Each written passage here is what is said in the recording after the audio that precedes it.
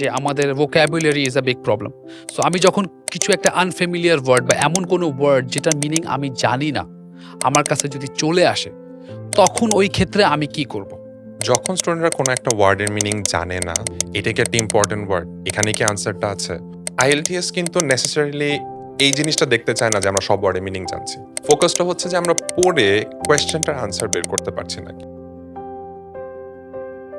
So next question যেটা অনেক important, specially students যারা একটু ইংলিশে একটু উইক থাকে, তারা আবার এই জিনিসটাতে একটু হাইলাইটও করে যে আমাদের vocabulary is a big problem. So আমাদের vocabulary সেন্সটা, আমাদের ওয়ার্ড যেটা ব্যাংক যেটা সব প্রত্যেকটা মানুষের থাকে সেটা কম। সো আমি যখন কিছু একটা আনফ্যামিলিয়ার ওয়ার্ড বা এমন কোনো ওয়ার্ড যেটার মিনিং আমি জানি না, আমার কাছে যদি চলে আসে, তখন ওই ক্ষেত্রে আমি কি করব?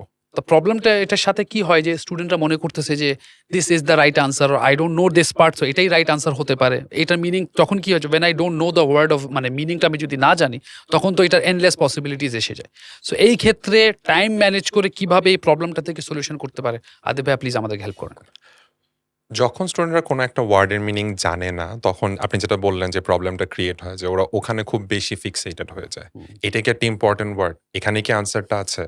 অথবা একটা স্ট্রেস চলে আসে ওই সময়, যে একটা অ্যাংজাইটি কাজ করে যে আমি যেহেতু এই ওয়ার্ডটার মিনিং জানি না, আমি পুরোটার মিনিংও বুঝবো না, সো আমার দ্বারা এটার আনসার বের করা সম্ভব হবে না।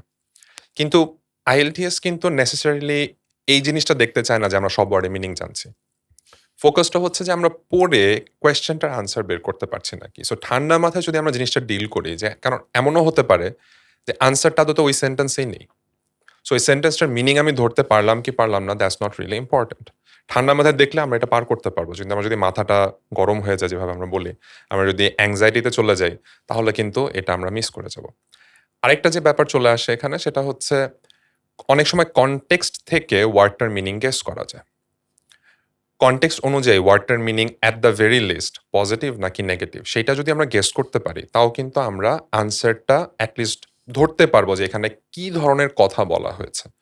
ফর এক্সাম্পল, যেই ধরনের লিঙ্কিং ওয়ার্ডস বা লিঙ্কিং ফ্রেজেস আমরা ইউজ করি, on the other hand, however, while, whereas, এরা কিন্তু কন্ট্রাস্ট ইন্ডিকেট করে। সো যদি সেন্টেন্সের কোনো এক জায়গাতে আমরা ওয়ারঅ্যাজ পাই, অ্যান্ড ওয়ারঅ্যাজের আগে পজিটিভ কিছু বলা আছে, ওয়ারঅ্যাজের পরে কিন্তু নেগেটিভ কিছু আমরা পাবো।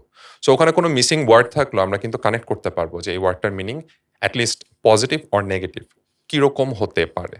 সো ঠান্ডা মাথায় ডিল করলে কিন্তু আমরা আসলে বেশিরভাগ ক্ষেত্রে আনসারটা পর্যন্ত পৌঁছাতে পারবো। একটা ওয়ার্ডে যদি আমরা আটকে যাই, তাহলে আমরা অনেক টাইম লুজ করে ফেলবো।